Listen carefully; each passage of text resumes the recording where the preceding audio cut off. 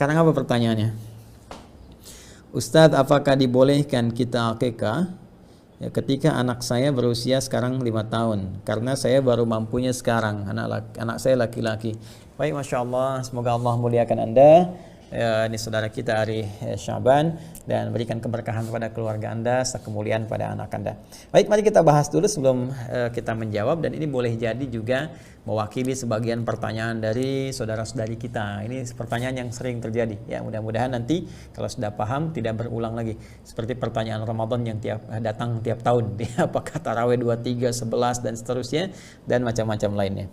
Baik, kita ambil dulu sekarang hadis atau dalil tentang akikah dan apa hikmah di balik akikah. Jadi kita pahami keduanya, baru kita turunkan kemudian pembahasan kita.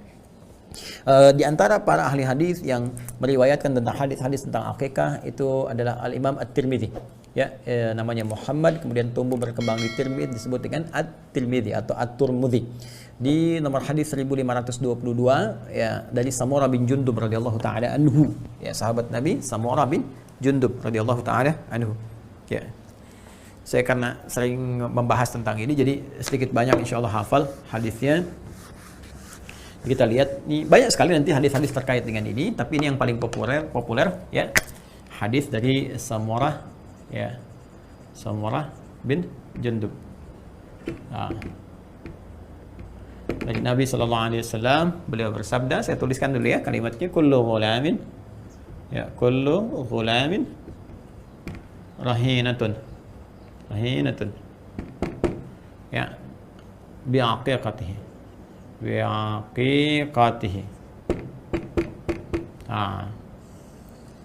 tadhbahu disembelih ya kan, anhu yauma sabi'ihi, tadhbahu anhu yauma sabi'ihi kan, wa yukhlaqu wa yusamma. Ini di antaranya meriwayatkan rawahul Imam At-Tirmidzi, rawahut Tirmidzi. Ini hadis. Kullu ghulamin rahinatun bi'aqiqatihi. Setiap anak kan, setiap anak rahinatun tergadai. Gadai itu bergantung pada sesuatu, tergadai bi'aqiqatihi dengan akikahnya. Dengan akikahnya. Ini kan. Bagaimana menjalankan akikah ini? Tuzbahu anhu yaumas sabi'ihi, maka disembelihkan ya, untuknya yang tergadai ini yaumas sabi'ihi, pada hari ketujuhnya ya, pada hari ketujuhnya. Wa yukhlaqu, kemudian dicukur ya, ada yang sebagian, ada yang dihabiskan dengan wa yusamma, dan dinamai, diberi nama ya. Ini rawahu Tirmidzi, diriwayatkan oleh Al-Imam At-Tirmidzi. Baik, kita lihat teman-teman sekalian dari bagian pertamanya. Kullu ghulamin rahinatun bi'aqiqatihi. Setiap anak itu tergadai dengan akikahnya. Apa yang tergadai di sini? Apakah keadaannya, ataukah amalnya, gitu kan? Ataukah kemudian masa depannya, atau apa yang tergadai di sini? Ya. Nah, di sini penting diketahui, kita bahas tentang akikah dulu. Nah, ini kita ambil ilmu hikmahnya dulu ya, untuk mengetahui ilmu hikmah ini nanti bisa digali baik dalam perjalanan sejarah, uraian-uraian tersirat dari Al-Qur'an ataupun hadis, atau nanti dari diksi yang disampaikan oleh Nabi sallallahu alaihi wasallam dalam hadis, ataupun yang difirmankan Allah dalam Al-Qur'an. Akikah ini nanti kalau kita gali akar infinitif ya, dari turunan katanya dari kata akka nih. Ya, akka. Ya, akka ini asalnya sesuatu yang terbelah. Ya, terbelah gitu. Kayak syakka gitu kan, sesuatu yang terbelah. Jadi kalau ini ada sesuatu dipotong, teman-teman sekalian, potong sampai terpisah, terbelah gitu ya. Nah, itu akka namanya. Ya, akka. Jadi kalau kita ambil misalnya sisi positifnya, ya sifatnya disebut dengan akikah. Akikah. Negatifnya disebut uquq namanya. Uququn. Sisi negatifnya. Saya mau bicara begini. Pertama, saya ingin tanamkan dulu satu informasi dalam Al-Quran. Ini agak dalam ya, dalam sedikit kajiannya, tapi mudah-mudahan Allah memberikan pemahaman pada kita dengan cepat dan kuat ya. Masih ingat sering saya sampaikan di berbagai sesi bahwa manusia itu saat tercipta terjadi kemudian perpaduan antara roh yang ditiupkan oleh Allah Subhanahu wa taala, kan? Melalui malaikat Jibril masuk ke dalam jasadnya, fisiknya, jasmaninya. Ya, ini dulu yang tercipta. Kemudian berproses ya sampai usia 4 bulan. Ya, di Quran surah ke-15 Al-Hijr ayat 28 sampai dengan 29, ya. Wa idh qala rabbuka lil malaikati inni khaliqun basyara min salsalin min hama'in masnun fa idza sawaituhu. Ya, ketika Allah menciptakan manusia disempurnakan dulu proses jasadnya, fisiknya, dari mulai perpaduan spermatozoa dengan ovum membentuk kemudian alaqah atau zigot, ya, mulai bernempel di dinding rahim, mulai berkembang jadi mudghah dalam usia 4 bulan 120 hari, wa nafakhtu fihi min ruhi, ditiupkan roh oleh Allah Subhanahu wa taala melalui malaikat. Ini nanti di Al-Arba'in nomor hadis yang keempat dari Abdullah bin Mas'ud radhiyallahu taala anhu. Ya, kemudian thumma yursalu ilaihi al-malak fayanfukhu fihi ruh, diutus malaikat untuk meniupkan roh. Inna ahadakum yajma'u fi batni ummihi 40 yawman nutfah thumma yakunu mithla dhalika 'alaqah thumma yakunu mithla dhalika mudghah thumma yursalu ilaihi al-malak ya fayanfukhu fihi ruh. Setiap kalian berproses di perut ibunda kalian, ya, dalam rahim ibunda itu 40 hari pertama berbentuk perpaduan, percampuran antara spermatozoa dengan ovum, 40 hari kedua berbentuk zigot, mulai menempel di dinding rahim, 40 hari ketiga berbentuk mudghah, ya, mulai ada tampak daging keratan. Kemudian setelah itu 120 hari 4 bulan ditiupkan roh, dikirim malaikat meniupkan roh. Nah, ini saat roh ini masuk ke dalam jasad, karena roh ini sumber kehidupan, maka ini jasad mulai bisa beraktivitas dalam konteks mengalami tanda-tanda kehidupan, mulai ada pergerakan, ya, mulai bisa beraktivitas, bernafas dan sebagainya, ya. Karena itu roh ketika masuk ke dalam jasad disebut dengan nafas, namanya nafas. Jadi proses menyatunya roh ke jasad ini menjadi nafas, ya. Karena itu diserap ke dalam bahasa Indonesia menjadi nafas, mulai bisa bernafas, mulai bisa bergerak, ya kan? Nah, ketika ini masuk, sempurna ini nafas ke dalam sini, sudah masuk ke sini, sempurna nafas, sudah bisa bernafas, maka dia membawa dua unsur kehidupan yang diilhamkan oleh Allah Subhanahu wa taala, dua potensi kehidupan. Ya, satu adalah sifat-sifat baiknya disebut dengan jiwa takwa. Ya. Yang kedua adalah katalis yang mendorong takwa ini supaya muncul. Ya, supaya terdorong naik, melatih takwanya supaya muncul, ya. Seperti lawan tapi sebetulnya untuk melatih ini muncul, disebut fujur namanya, fujur. Ya. Ini kejadian ini secara singkat disampaikan di Quran surah 91 di ayat 7 sampai 10. Asy-Syams, surah Asy-Syams ayat 7 sampai 10. Surah 91 ayat 7 sampai 10. Wa nafsin wa ma sawwaha, dan demi nafas, ya, yang telah tercipta dengan sempurna. Apa sempurnanya? Roh telah masuk ke dalam jasad. Maka ketika masuk ke sini, fa'alhamaha fujuraha wa taqwaha. Maka di dalamnya ada dua potensi, fujur dengan takwa. Ini takwa ini kumpulan sifat-sifat kebaikan. Ya, ada jujur, takwa itu kan, ada sabar, kan? Kemudian ada tawadhu dan seterusnya. Ya, tawadhu. Ya, ini sifat-sifat kebaikan. Karena itu kita diminta ibadah untuk melatih sifat baik ini muncul. Ya, salat misalnya kan, salat itu kan bagian dari takwa. Dzalikal kitabu la raiba fihi hudal lil muttaqin. Siapa orang takwa di situ? Alladzina yu'minuna bil ghaib wa yuqimunas shalah, ya kan? Apa fungsi salat itu? Tanha 'anil fahsya wal munkar. Jadi mencegah perbuatan keji dan mungkar. Intinya apa? Supaya baik. Puasa kan tujuannya takwa. Al-Baqarah ayat 183, la'allakum tattaqun. Ya ayyuhalladzina amanu kutiba 'alaikumus shiyam kama kutiba 'alal ladzina min qablikum la'allakum tattaqun. Ya, supaya takwa. Ketika takwanya naik, nafsu kan ditekan. Ya kan? Baik, kemudian haji juga, umrah, ya, utamanya takwa, bekalnya takwa. Al-Baqarah ayat 197, wa tazawwadu fa inna khairaz zadi taqwa. Jadi kita diminta ibadah untuk menaikkan sifat-sifat baik ini supaya jadi orang baik. Ini. Nah, katalis untuk menaikkan ini selain berlatih lewat ibadah, diciptakan lawannya untuk belajar. Misal di sini ada jujur, di sini ada dusta, ya kan? Di sini ada sabar, di sini ada marah yang tidak terkontrol, kan? Di sini misalnya tadi ada tawadhu, di sini ada sombong misalnya. Nah, ini sombong diciptakan bukan ingin menjadikan manusia sombong, tapi melatih supaya tawadhunya muncul. Seperti marah diciptakan bukan ingin membuat manusia menjadi pemarah, tapi supaya sabarnya itu terlatih. Ya, sering saya katakan, sering saya contohkan, kalau tidak ada marah, bagaimana sabar bisa muncul? Kan nggak mungkin ujuk-ujuk dikatakan pada seseorang, misalnya, sabar ya, sabar. Nggak ada pemicu, nggak ada hujan, nggak ada petir, nggak ada angin, nggak ada apapun. Tiba-tiba Anda katakan sabar ya, gitu kan? Kan jadi persoalan. Kalau nggak percaya silahkan tes. Suami pulang dari kantor, nggak ada apa-apa, nggak ada hujan, nggak ada angin, nggak ada segala macam. Begitu datang, ibu tanya deh, langsung katakan, papa sabar ya pak. Ya, suami kan bingung. Mama kenapa? Mama kena COVID. Jadi teman-teman sekalian, nah ini kan katalis gitu kan, supaya ini naik nih ke permukaan. Nah, orang yang mampu mengoptimalkan ini sehingga takwanya naik, ini ditekan ini turun, jadikan katalis sehingga ini turun, ini yang naik. Maka hidupnya cenderung akan bahagia. Qad aflaha man zakkaha. Orang jujur itu bahagia hidupnya. Sederhana saja. Bahagia itu sederhana. Bahagia itu sederhana. Bahagia itu tingkatkan takwa. Ayo bikin status, ya. Bahagia itu sederhana, tingkatkan takwa. Ya. Baik. Tidak harus dengan makanan, minuman. Ya, bagi Anda yang ngopi, kopi bahagia. Tapi yang tidak ngopi kan tidak bahagia. Ya kan? Bagi Anda yang senang durian, ya durian bahagia. Tapi yang mabuk dengan durian tidak bahagia. Ya, karena itu sederhana kata Allah, satu sisi yang paling objektif, semua bisa mendapati ya. Bahagia itu sederhana ketika engkau mampu meningkatkan takwamu.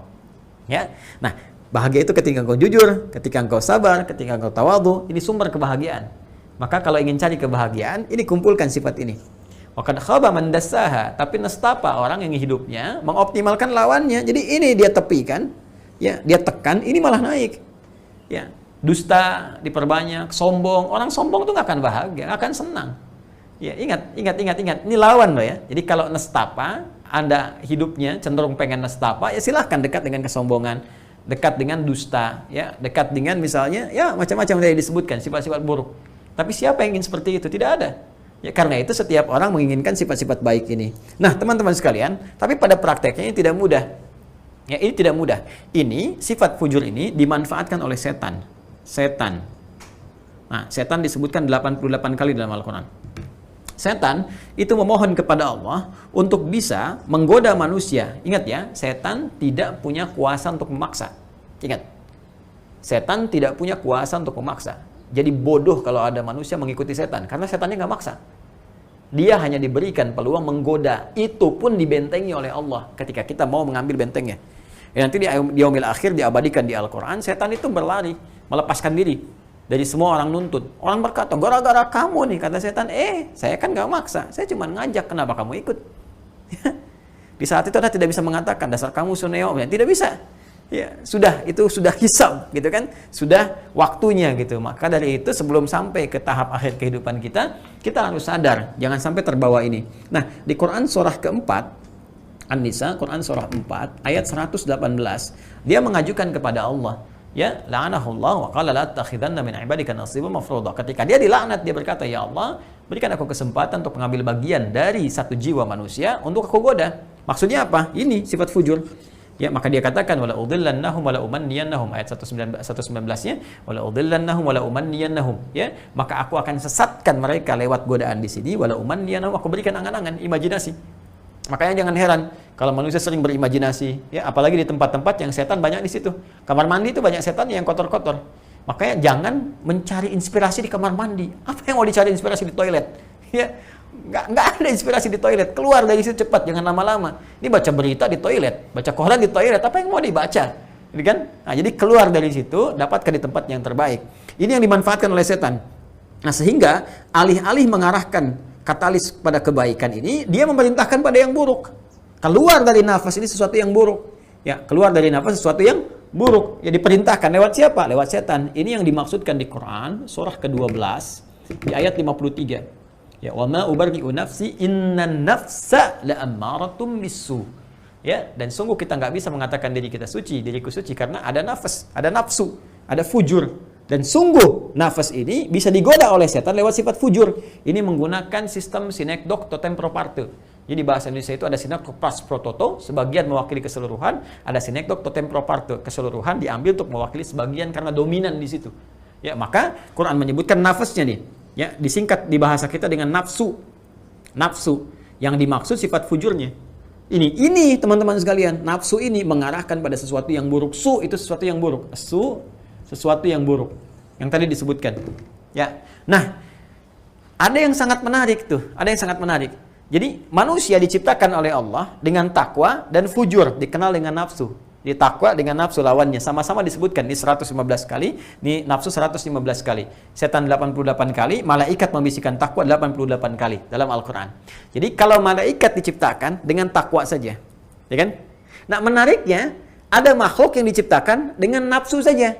Jadi ada yang dengan takwa saja itu malaikat. Karena itu jangan heran, ya, malaikat itu selalu sempurna, suci, tidak pernah berbuat maksiat.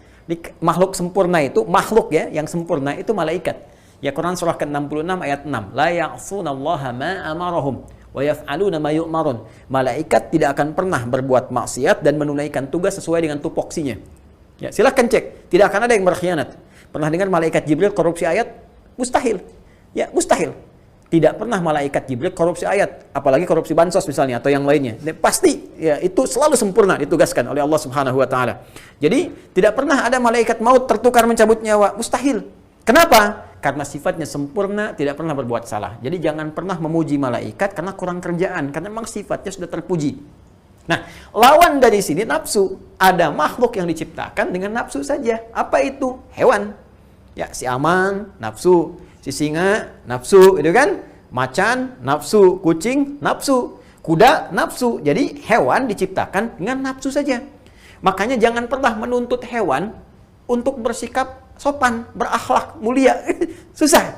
Ya, delman kalau datang syahwatnya, ya sudah. Kucing datang syahwatnya, depan Anda bisa dilakukan. Ayam juga begitu. Silahkan misalnya, delman, keliling kota Bekasi, nggak pakai celana. Dia bangga aja. Ya bangga aja, ketawa depan Anda tuh. Padahal dia nggak berbusana, ya buang kotoran di mana saja, wajar. Jadi jangan pernah mencela hewan, karena memang hewan itu hidupnya tercela dalam keadaan dengan nafsunya. Ya, dan jangan sampai banyak memuji malaikat karena sudah terpuji.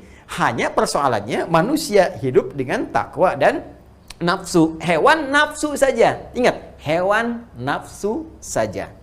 Jika nafsu ini dominan, maka muncul sifat-sifat buruk teman-teman sekalian. Nah, paham sampai di sini? Apa kaitan dengan pembahasan kita? Sekarang perhatikan baik-baik. Seorang yang tumbuh, anak yang tumbuh, dewasa, kemudian nafsunya cenderung ya mendominasi pada dirinya karena pengaruh-pengaruh lingkungan di sekitarnya. Fa'abawahu yuhawwidanihi aw yunassirani aw yumajjisani. Tumbuh terpengaruh oleh lingkungan yang tidak baik, tayangan-tayangan yang buruk, pengaruh-pengaruh sekolah, ada teman yang tidak bagus, sehingga tiba kemudian, mohon maaf sekali, dia misalnya tiba-tiba bisa durhaka pada orang tuanya. Ya, bisa mencela orang tua, bukan sekedar membantah, tapi juga bisa melukai, menyakiti. Allah, berlindung kepada Allah yang terjadi seperti sekarang, ya Allah. Bahkan tega kemudian menyakiti, menzalimi, ada yang sampai membunuh, ya Allah. Astagfirullah. Astagfirullah. Nah, durhakanya anak pada orang tua disebut dengan uququl walidain. Uququl walidain. Ini yang konteks negatif tadi. Masih ingat yang negatif? Uquq, terbelah. Ini seakan rasa sayang yang ditanamkan oleh orang tua dari sejak dalam rahim ibundanya, dididik, dirawat, itu menjadi terbelah, kayak hilang, belah. Akibat pengaruh-pengaruh nafsu, pengaruh lingkungan yang mengaktifkan sifat fujur nafsunya. Ya, dipengaruhi oleh setan tadi. Jadi terbelahlah kasih, sifat kasih yang sudah ada terbelah seakan hilang. Perhatian seakan terlupakan, perawatan, kasih sayang diganti popoknya, disayang-sayang, diangkat, ditidurkan, dimomong-momong, itu hilang, terbelah semua, gelap. Uquq namanya. Uququl walidain. Anak-anak yang durhaka karena dikuasai oleh apa? Oleh nafsunya, pengaruh setan dan lingkungan sekitarnya. Nah, karena itu diharapkan ada satu syariat yang diajarkan dalam Islam, dengan harapan melalui syariat itu diharapkan kita berdoa, bermohon pada Allah Subhanahu wa taala supaya anak itu tumbuh ya dan terbelahlah potensi durhaka kepada kedua orang tuanya, potensi perbuatan buruknya. Nah, untuk membelah ini maka kita ambil yang positifnya, yaitu aqiqah. Ya, sifatnya disebut apa? Aqiqah. Jadi aqiqah itu ya hikmahnya, dalam ilmu hikmah syariatnya disyariatkan ini dengan harapan sebagai ritual yang kita tujukan sebagai doa kepada Allah Subhanahu wa taala melalui petunjuk Rasulullah sallallahu alaihi wasallam, komitmen yang dibangun untuk memotong lebih dini potensi nafsu yang negatif yang memungkinkan anak di kemudian hari terpengaruh buruk sehingga melawan ataupun durhaka kepada kedua orang tuanya. Paham sampai sini? Karena itulah yang dipotong itu binatang. Ya, yang dipotong apa? Binatang. Bukan bawa kuetar misalnya, kan akikah pakai kuetar, kan tidak ya. Tapi yang kita potong apa? Binatang. Ya, dalam hal ini kambing nanti yang disiapkan, ya. Nanti ada hikmahnya lagi kalau mau lebih jauh, nanti agak panjang bahasanya. Kenapa bukan ayam, Ustadz? Ya kan? Kenapa bukan sapi? Kenapa harus kambing? Nanti ada hikmahnya lagi yang terkait dengan itu semua. Tapi saya cukupkan dulu sampai pembahasan di sini. Jadi itu hikmah awalnya. Kenapa disimbolkan lewat binatang, disyariatkan lewat binatang dengan tujuan memotong nafsu yang memang lekat erat dengan binatang sehingga sifat-sifat itu tidak berpengaruh dalam kehidupan. Hanya ingat, sifat memotong ini pun ketika akikah dilakukan, teman-teman sekalian, itu terkait erat dengan komitmen orang tua melalui akikah itu bersiap menjaga anak dan merawatnya supaya dia tidak durhaka di kemudian hari. Ini yang disebut dengan tergadai tadi, rahina tuh, tergadai. Nah, ini dengan proses ini diharapkan orang tua komitmen dan digadaikan dengan komitmen itu melalui ritual tadi, syariat akikah tadi. Jadi begitu kemudian ada itu dilakukan, ya, maka apa yang bersamaan terjadi dengan itu semua? Orang tua berkomitmen, berdoa mohon kepada Allah. Jadikan anak ini anak yang saleh ya Allah, bebaskan dia dari pengaruh nafsunya yang buruk, gitu kan? Kemudian ketika disembeli, dia berdoa mohon kepada Allah, minta kebaikan. Saat itu pula ketika itu, ya, komitmen ini dituntaskan lewat apa? Satu, lewat pemberian namanya dan sekaligus memotong atau mencukur ya rambut-rambut yang ada di kepalanya, bukan sekedar berharap supaya menjadi bersih dan baik, tapi juga membersihkan pengaruh-pengaruh pikirannya dari pikiran-pikiran atau pengaruh-pengaruh negatif yang memungkinkan ia berbuat buruk di masa yang akan datang. Maka ini bagian dari dicukur dan disedekahkan nanti, ditimbang disedekahkan, seperti hadis nanti riwayat dari Sayyidah Fatimah radhiyallahu taala anha ketika dikaruniai Al-Hasan dan Al-Husain dan beliau bersedekah dengan timbangan sesuai dengan apa yang dicukurnya itu, kemudian diberi nama sesuai dengan harapan kebaikannya. Ya, jadi sesuai doa kita dan harapan kita. Misal Anda ingin anak pertama misalnya jadi ahli Quran, Anda beri nama misalnya Muhammad Ahlul Quran. Yang kedua misalnya pakar hadis, ya Muhammad Khabirul Hadis atau Ahmad Khabirul Hadis. Yang pertama Muhammad, kedua Ahmad, ya kan? Yang ketiga misalnya fikihnya, jadi ahli hadis nomor 1, ahli Quran nomor 1, ahli hadis nomor 2, ahli fikih nomor 3. Misalnya Muhammad Faqihul Islam, Masya Allah. Jadi Qurannya ada kakaknya, hadisnya ada adiknya, kemudian si bungsu fikih, lengkap semua. Tapi komitmen di situ. Ketika diberi nama, cari guru-guru yang baik, sekolahkan tempat yang baik. Seperti Nabi Zakaria alaihissalam ditugaskan oleh Allah Subhanahu wa taala ya ketika bermohon Imran dengan istrinya Hannah meminta kepada Allah diberikan petunjuk lewat Nabi Zakaria yang merawat Maryam. Cari guru yang baik, cari tempat yang baik mihrabnya, sekolahkan di tempat yang baik, cari pendamping yang baik, guru yang baik sehingga tumbuh sesuai dengan harapannya. Masya Allah, anak pertama ahli Quran, kedua ahli hadis, ketiga ahli fikih. Jadi ketika Anda ada persoalan, Anda tinggal tanyakan, kakak ayatnya apa? Ini ayah. Ya Quran surat sekian, ayat sekian, posisi paling sekian, dari bawah hitung ke atas sekian. Masya Allah. Hadisnya mana adek? Hadisnya di riwayatnya, ini di mu'jamnya, ini di sunannya, ini di dan seterusnya lah. Ya sunannya, musnadnya, mu'jamnya terus. Fikihnya bagaimana? Ini ayah pendapat Imam Abu Hanifah, ini Imam Malik, Imam Syafi'i, ini Imam Ahmad. Masya Allah, lengkap, indah di rumah ada majlis. Ya, YouTube Adi Hidayat Official sudah nggak laku lagi. Dan sudah kajian di rumah. Ya, itu indah. Ini yang dimaksudkan. Nah, apa kaitan dengan pertanyaannya? Pertanyaannya adalah, kan bukan ini pertanyaannya, ini hikmahnya. Nah, pertanyaannya, Ustadz saya itu belum mampu waktu itu. Mampunya setelah 5 tahun ada masih berlaku? Tidak. Nah, di sini teman-teman sekalian, Al-Imam At-Tirmidzi yang meriwayatkan hadis ini, beliau memberikan pendapat sabi' ini boleh nanti dibatasi tidak hanya di hari ke-7. Ya, tidak hanya di hari ke-7 karena syariat disebutkan sabi'ihi, di hari ke-7-nya diberikan nama, diakikahi, kemudian dicukur, gitu kan. Nah, di sini teman-teman sekalian, ada yang menafsirkan termasuk Al-Imam At-Tirmidzi memberikan batas ya dari isyarat kata ini pada kelipatan 7-nya tapi dengan batas tertentu. Maka beliau katakan, ada pendapat Imam At-Tirmidzi ya, beliau katakan kalau tidak ada uzur di hari ke-7, hari ke-14 kelipatan 7. Ya, tidak ada uzur di hari ke-14, hari ke-21. Dan beliau berhenti di kalimat hari ke-21 itu untuk memberikan kiranya kepada kita petunjuk kelonggaran-kelonggaran untuk bisa memaksimalkan itu semua. Nah, dari sini para ulama memberikan pandangan pertama terkait dengan hukum. Nanti saya sampaikan solusi di sini. Pertama karena ini tergadai dan hikmahnya penting, ya zahiriyah, ya dari satu mazhab tapi ini tidak populer dan banyak sekali pendapat-pendapat mayoritas ulama yang berbeda dengan pandangan ini. Dia mengatakan wajib karena hikmahnya begitu besar. Tapi pendapat ulama yang paling mendekati kebenaran di sini dalam arti sangat populer disepakati mayoritas ulama mengatakan ini sunnah hukumnya. Ya, sunnah hukumnya. Kalau mampu dikerjakan bagus, kalau tidak mampu pun pada saat itu tidak mengapa. Ya, gugur kewajibannya karena ketidakmampuannya, gugur kesunahannya karena ketidakmampuannya pada saat itu, namun tidak meninggalkan komitmennya untuk merawat anak. Ini poinnya. Jadi yang terpenting dari akikah ini komitmen orang tua untuk mewujudkan perawatan anak, menjaga supaya tidak dikuasai nafsu. Jadi kalaupun ada orang tua mampu mengakikah pada saat itu, tapi kemudian mohon maaf dia tidak diimbangi dengan pendidikan, ya bangga aja cari kambing yang paling gemuk, ya kambingnya dipotong dan sebagainya, tapi anak ini nggak pernah dididik.